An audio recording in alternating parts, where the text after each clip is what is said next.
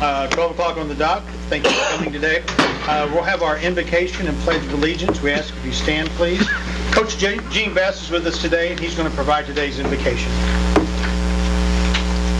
Father God, I thank you for this good day. I thank you for this special day when we meet and the board meets, and thank you for each one who's here. I pray that you would just bless and guide administrators and faculty and all those here. Pray now, Father, that you would just be with all the activities that are brought up this day. We're so thankful for your great love for this college. We just pray that you would continue to bless and guide us. And we ask it in Jesus' name. Amen. I pledge allegiance to the flag of the United States of America and to the republic for which it stands, one nation, under God, indivisible, with liberty and justice for all.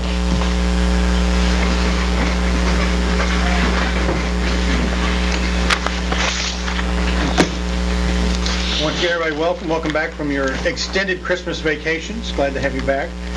Those of us that worked in public schools, always very jealous of college folks, college kids who get off some time at Christmas. It's good to be back in the second semester. We'll get the agenda up and rolling.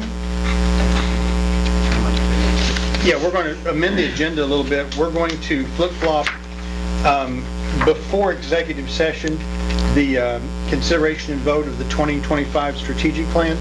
Those people that are here, we'd like to do that before we go into executive session so you don't have to wait through that.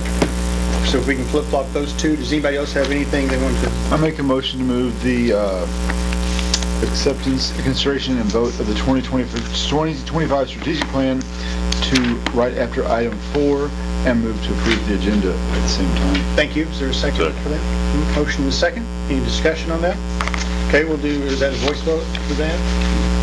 Yes, voice vote. All those in favor of making that change, say aye. Aye. Any opposed? Okay, very good.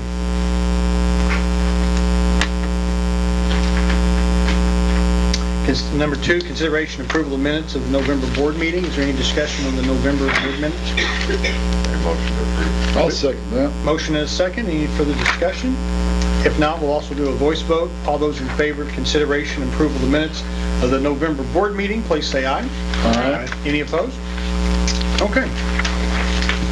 Moving on. Number 3, consideration of our college financial report, and we'll turn the show over to you. Sure, thank you. Thanks, Charlotte. Beginning on page 8 of your board books, we look at our financials year-to-date through November the 30th of 2019 compared to the previous fiscal year at that same time.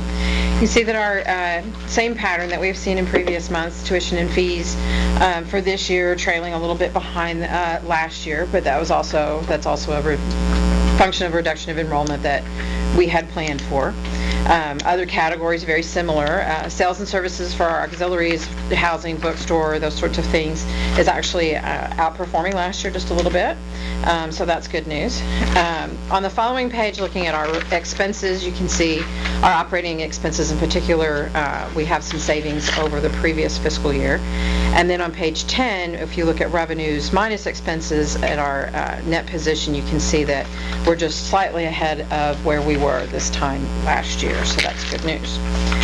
The next few pages then are just the details that underlie those same numbers.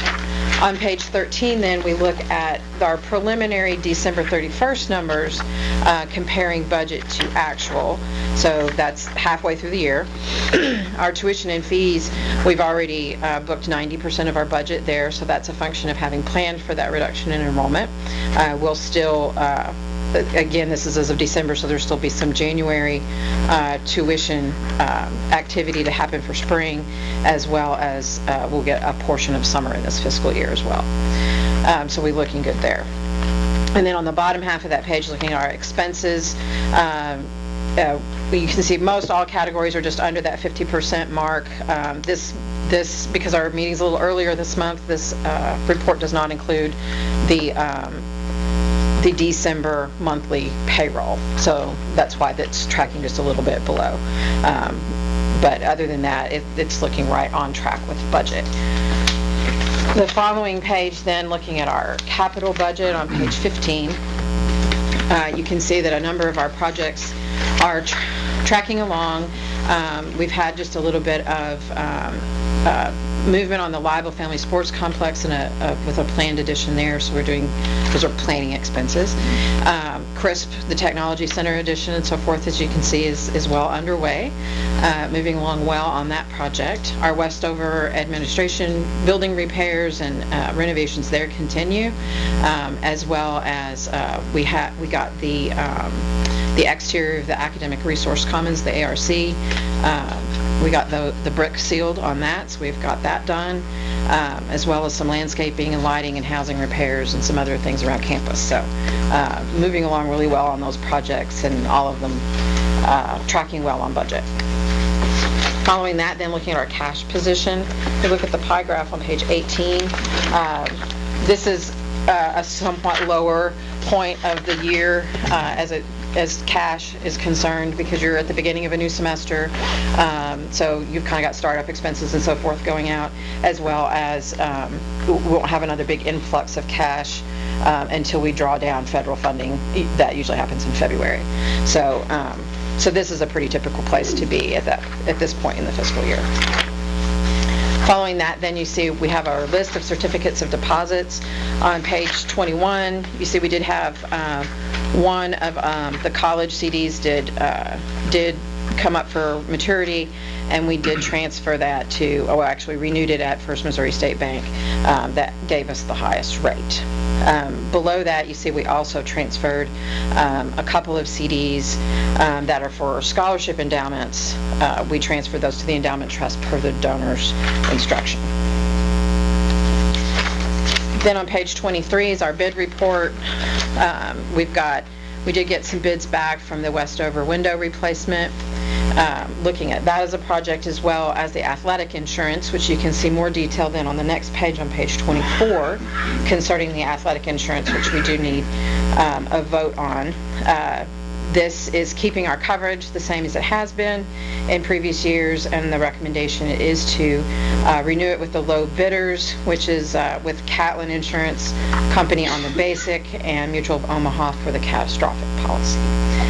It is about a $10,000 increase in premium from previous years, even with those being the lowest, and that's a function of our experience rating having gone up. So is that something we need to do at this board meeting? To vote on it, yeah. I believe you vote on that as part of the full financial report. Okay. And that's all I have. Okay. Any questions of Charlotte? Move to approve the financial report as presented. We have a motion on the floor to approve the report. Is there a second? Second. Second by Chris Williams. Any further discussion or questions? If not, this will be a voice vote. All those in favor of the college financial report, please say aye. Aye. Anybody opposed? Okay, Charlotte, thank you very much. Thank you. We move on to the President's report. Thank you, Mr. Chair. So we'll begin with a little construction update. The expansion and renovation of the CRISP Technology Center is going very well. They are either on time target or they are ahead of schedule. Dirt work continues even in the rain. So these guys have done an excellent job at pursuing their schedule, and they are doing excellent work. So as you can see, that's the expansion of the existing building. What you cannot see in that picture is the maintenance/fire science building, which is now framed out. All of the underground work is done and a slab has been poured. So they are making very good progress. The next thing you will see on this building is they'll begin to put the skin on it. That has been weather dependent. So it's either been a little too windy or a little too rainy to start handling 20-foot metal panels. Our construction update continues with the Welcome Center sign.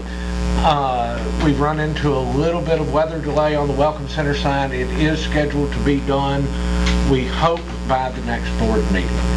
So we'll see how that goes. It has been produced, we're just waiting for installation. And then what you see here is a picture of the sign for the Westwood Center that is on Westwood Boulevard. And the purpose of showing you this sign is that sign will be replaced with the electronic sign that used to be in the middle of campus. So that will provide us a very large presence name-wise, and using it somewhat as an electronic billboard right there on the Westwood Center at a heavy traffic area. Once this one is taken out, it will then be renovated and placed where the directional sign is at the bottom of the bridge. So not going to let a piece of this go to waste. It's just a matter of timing around events and production schedules to get that completed. And that ends the construction update. Moving to the practical nursing pinning ceremony. We had the Poplar Bluff Practical Nursing Pinning Ceremony. 25 graduated, and we have 100% employment of the graduating class. So every nurse that graduated is now an employed nurse, providing high-quality health care services to our community. Then with the Associate of Applied Science Nursing, there are 19 that graduated, and every year this is the pinnacle of nursing education. They go through, this is one of the most rigorous programs that you can go through at any school. We've had a very good class. They all have performed well. We're now waiting for licensing results. So they are all out testing and getting ready to seek their employment, and we have yet to have a nursing graduate out of practical nursing or registered nursing who chose to go into the workforce that was not employed. So it is a very successful program. Moving on to the Christmas breakfast. Each year, right before winter break, we all are able to get together and just have a little fun, celebrate the holidays, enjoy some time together. And with that, we generally have some sort of hat or sweater contest. So you see here the pictures of the hat sweater contest, and I believe the winner this year was Christmas Viking, if I remember correctly, Mr. Shock. Yes. Mr. Shock joined us at the Christmas breakfast, and he was kind enough to orchestrate the contest. So always a little bit of fun right before the holidays. It's times when we end that semester right before we all go on break, and it's a needed relief. And so the winner, the Viking Christmas outfit, was actually done by one of the nursing faculty. It was handmade, so kind of a neat little twist on that. Spring 2020 convocation, this is right after winter break, so we leave with a little time to get together, and we come back and get together to start the first week of returning to work on a positive note. So we were able to get together, talk through some things, get some things moving, and we started with a bang. So normally we come back in stages. Staff come back a week early, then faculty join, and we have convocation with everyone. Due to the vagaries of how calendars work, this year everybody came back on the same day, so it was somewhat of an abrupt start for everyone, but it all came off without a hitch, and we have had a successful start of the semester. As part of our startup activities, we held our advisory committee meetings, so all of our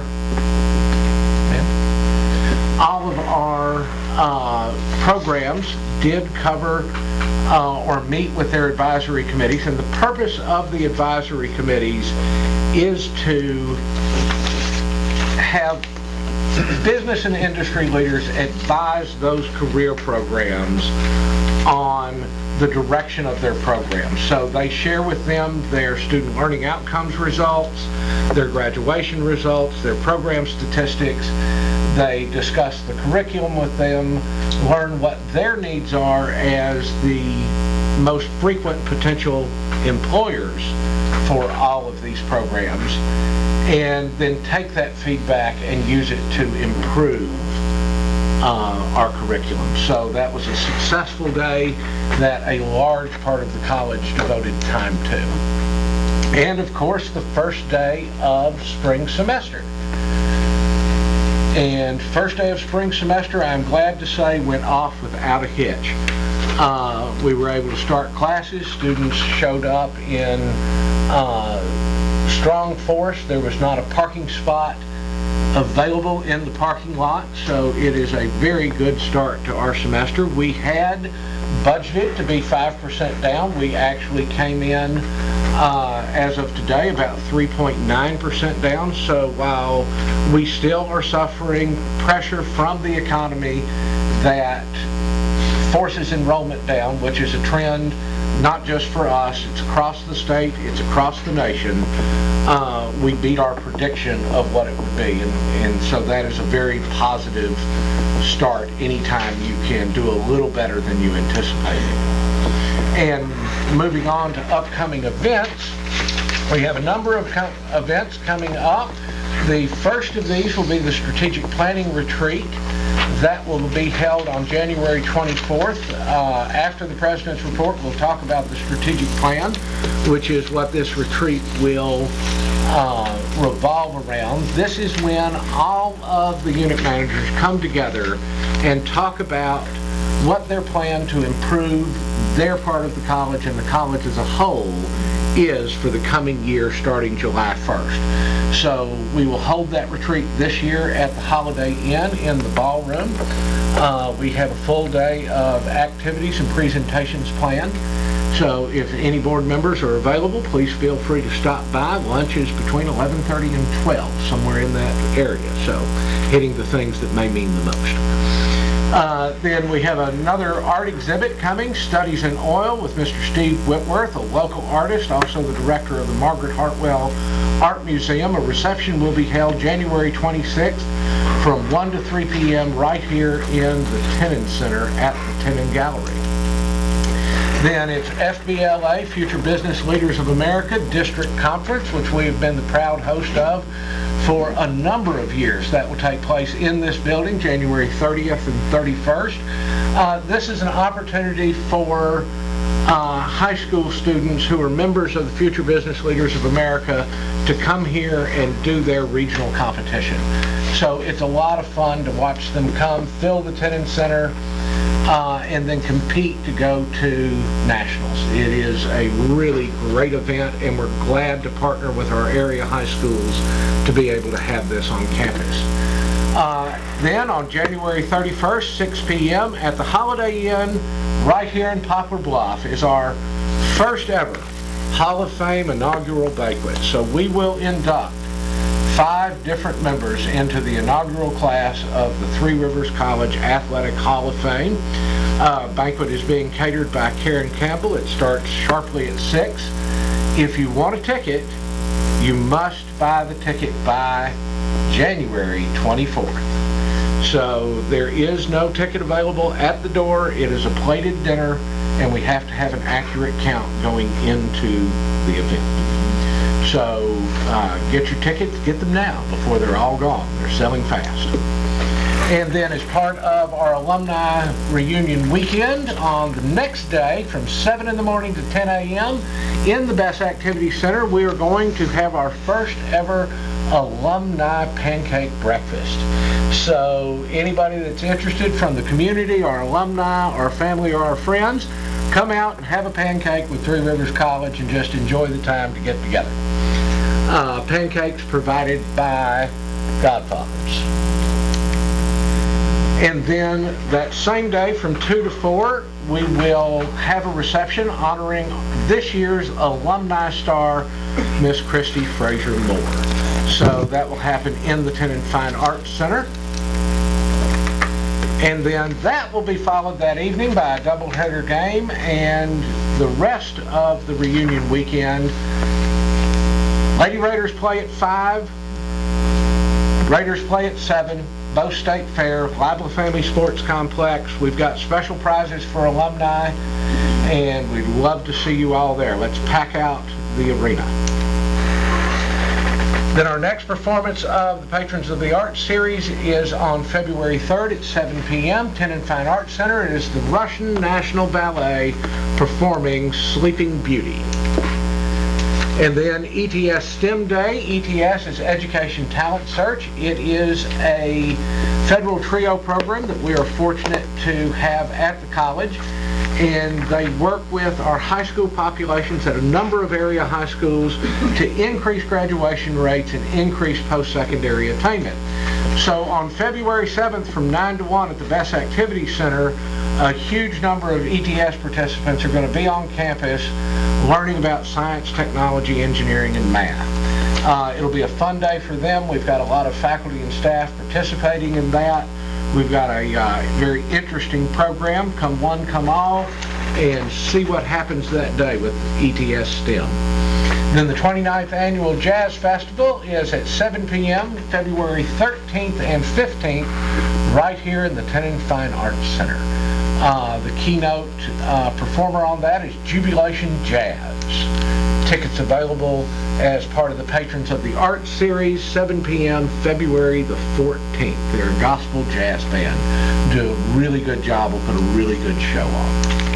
And that, Mr. Chair, is the end of the President's. Thank you, sir. That is the President's report for today.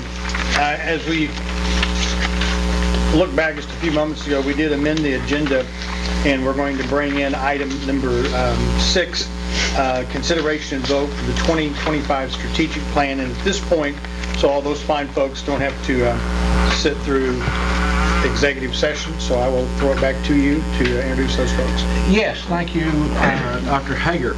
So over the entire fall semester and bleeding a little bit into the startup of our spring semester, we have had a strategic planning steering committee working on the development of the new strategic plan for the college. So as you all are aware, 2020 Vision, our current strategic plan, is coming to an end. It will sunset on June 30th of this year. So it was time to come together and put down the path for our new strategic plan. And I will say that the group did an excellent job. We have a number of the committee members here. This whole process was orchestrated by the Office of Institutional Effectiveness, so I want to recognize them. There is Dr. Mary Beth Payne, Dean of Institutional Effectiveness, who also served as the chair of the committee, Miss Michelle Lane, Assessment Coordinator, and Miss Ashley Wood, Executive Assistant. They did yeoman's work in getting this all pulled together.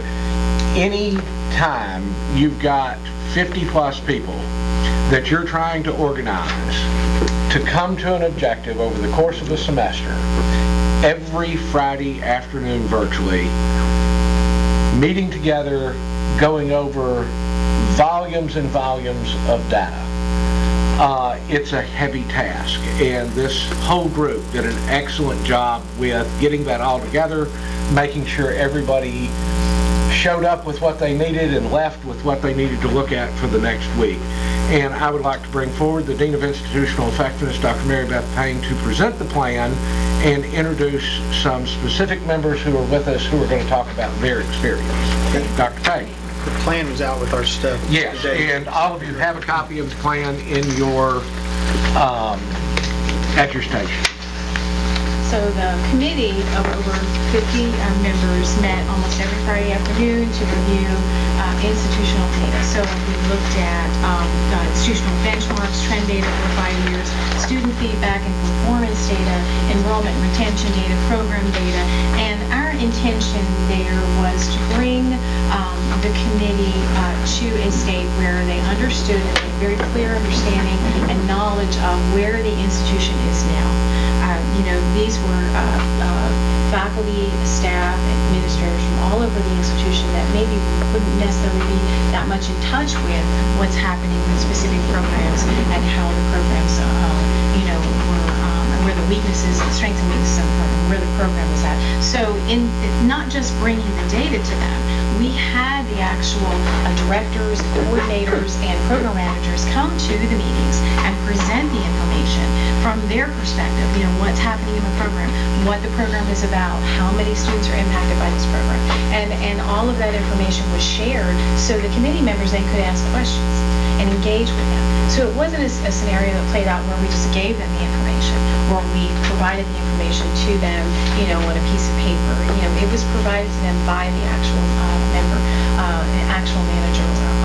So that way, they then had a more clear understanding and they could ask questions.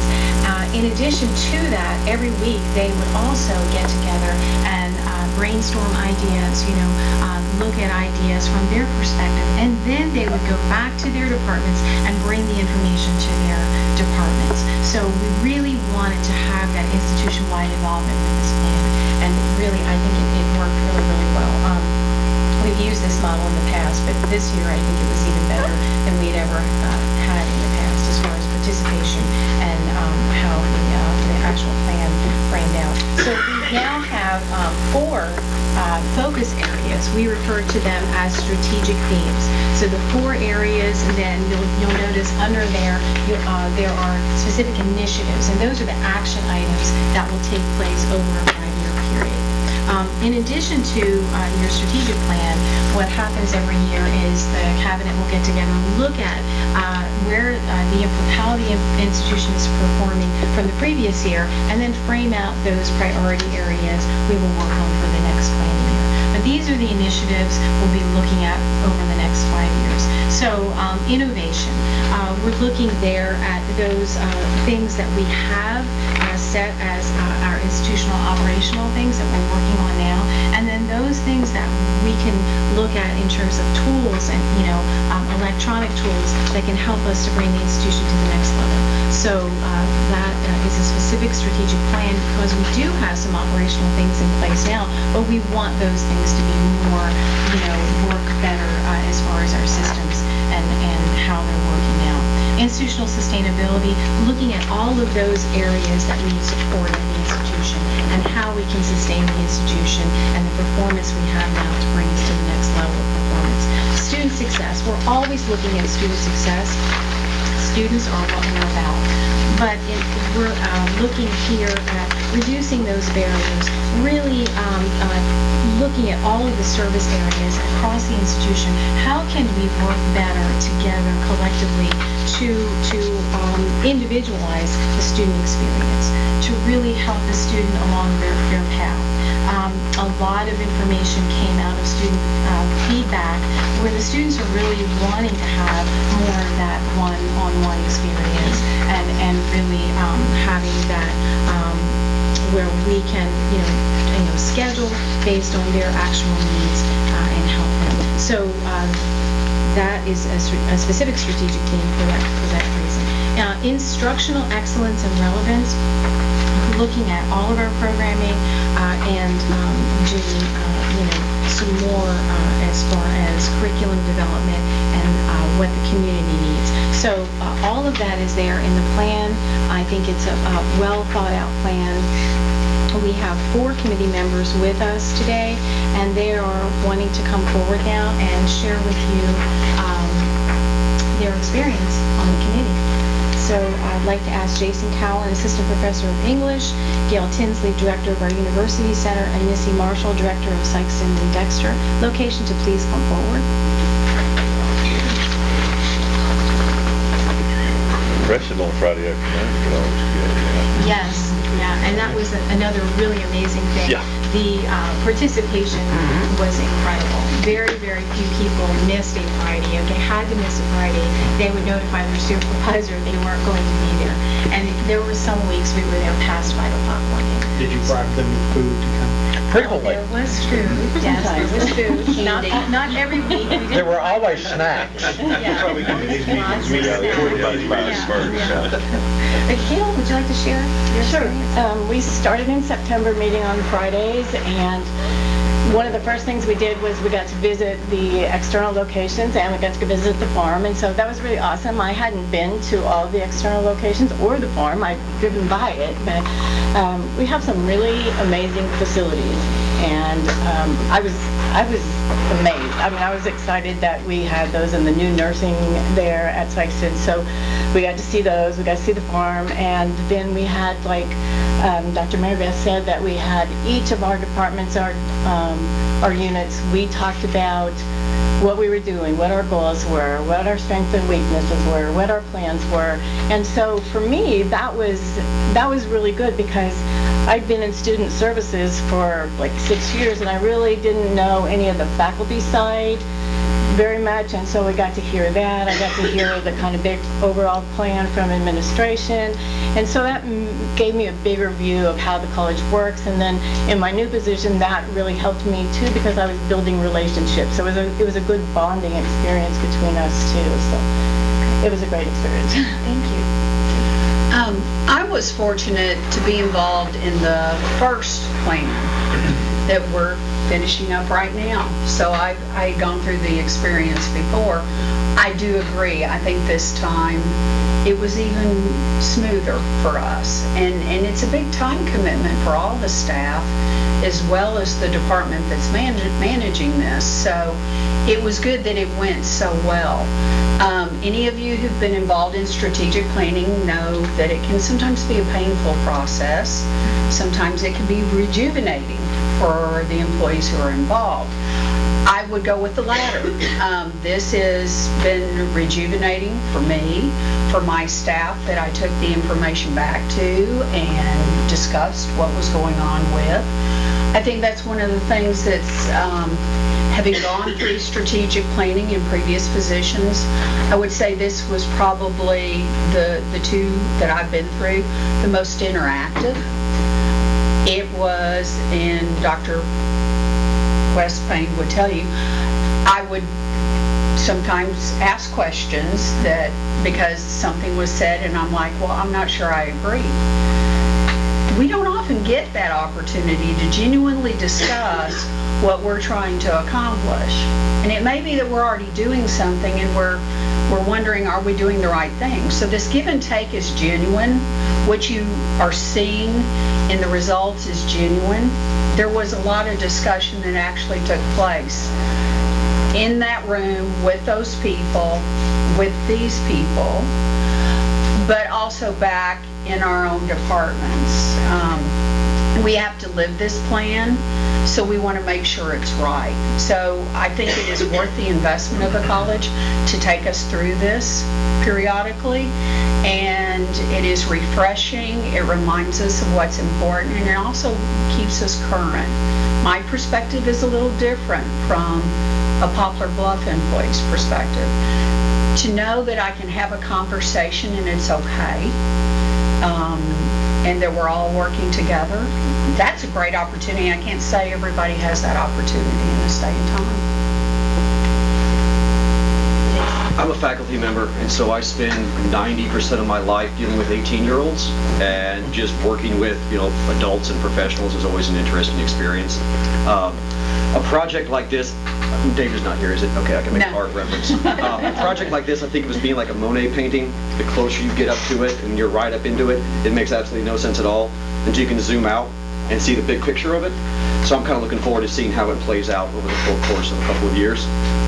What impressed me the most, I guess, about the process was how organized the people who put it on was. We always had an agenda, and the agenda always kind of made sense. I like the fact that we started every problem by looking at what we were doing to cause the problem first, and then focusing on what we're doing right, and then talk about making changes. So I think that system really kind of makes sense for figuring out what we're going to do. Thank you. Yeah, it was really important that we were able to take that back and talk to our departments. And I shared with our university partners, and then I'm part of Enrollment Services Committee, and so the whole Student Services, Enrollment Services area, we talked about that every week. So we got feedback, and so it's a whole college community thing. And there was a lot of discussion within the faculty departments about what was going on. So while there were 51 people or so on this steering committee, they took this information back and gathered their colleagues' opinions, thoughts, and ideas, and integrated that into the plan. And all of the information, the PowerPoint presentations, everything was placed on a shared drive. So all the committee members had access to that shared drive. So they could pull off any one of those reports, bring it to the departmental meeting and say, okay, this is what we talked about this week, and then gather their feedback. At the beginning of every week, Dr. Payne would then give them opportunity to come forward. Okay, what did you all discuss? What kind of feedback can you bring back from your departments from what we talked about last week? And so that was that feedback loop just continued every week. And then my office then would gather all of that messy stuff, pull it all back together, and pull it together into a document, and now into a final document that I think we can all be proud of. And there's a name it has a name, Aspire 2025. It was given a name by the committee last Friday. Again, they had lunch. So they did show up. They all showed up. Yes. And they like that. And so 2020 Aspire 2025 is what they voted on. So, a couple of things I would like to mention. I cannot praise enough all of the members of the committee and all of the work they did, not just on those Friday afternoons, but going back to their colleagues and pulling them into the process. The number one goal in creating a well-functioning strategic plan is it's not the president's plan. It's not the board's plan. It is the college's plan. And all of us working here every day to help our students is what makes the college. So having everybody involved to some extent, having a large cross-sectional group, and you're talking roughly a committee that's a third of our full-time, a little less than a third, probably 30% of our full-time employees. Students were involved, adjuncts were involved, community members were involved. The high school principal from Poplar Bluff R1 devoted time to this and was part of the committee. And the results are very interesting in my mind. If you go back and look at the strategic themes and initiatives from 2020 Vision, it is mainly about fixing things. It is about, we've identified all of this stuff and we need to fix it. This plan has a very different feel to it. This plan is about building on that foundation and growing and getting better in creative, meaningful ways. There's still some things that we identified as, well, we still need to work on fixing that. But if you just look at the thematic elements here and the initiatives, this is about going forward in a new way. So it's a wonderful result, and a lot of this speaks to the work, not just that this committee did, but this type of plan really is a crystallization of all the work that has been going on over the past 5 years and over the past decade to bring us to this point where we can move forward, innovate, move into excellence, have more student success. All of those things are the result of the foundation that all of the people at this college laid day in, day out with the work they do to help our students. And this is all about getting better. It's a beautiful plan. As the president of the college, I submit it to the board for your adoption and acceptance and recommend that you do so. But I got a question for you. Yeah. Certainly. Any questions? I was going to say, do you have any? I do have a question. And the public schools, CSIP, MSIP kind of drives what we were doing. I know this ultimately is hooked into accreditation. Yes. They go hand in hand. Does your committee meet periodically, yearly, and go, hey, here's where we're at in this plan. We've done this and this, or we haven't done this or this. Kind of how does this work from this point? The cabinet members do Okay. that, Okay. and that's how they establish the planning priorities for the next cycle. Okay. And the planning priorities, in fact, we're working on planning priorities now that will be presented to the planning and budget managers on January 24. Okay. And those will help to steer, annually, because things do change. Sure. So if we implement technology, it could change some processes, and that could then result in a planning priority that maybe would shift things a little bit differently from the 5-year plan. So annually we do that. I got you. Yes, Okay. that's how that works. And then, so that's rolled out at the strategic planning retreat. Okay. And then that becomes the operative pieces in the continuous improvement plans of every unit manager. And then that's reviewed to where the success is on that.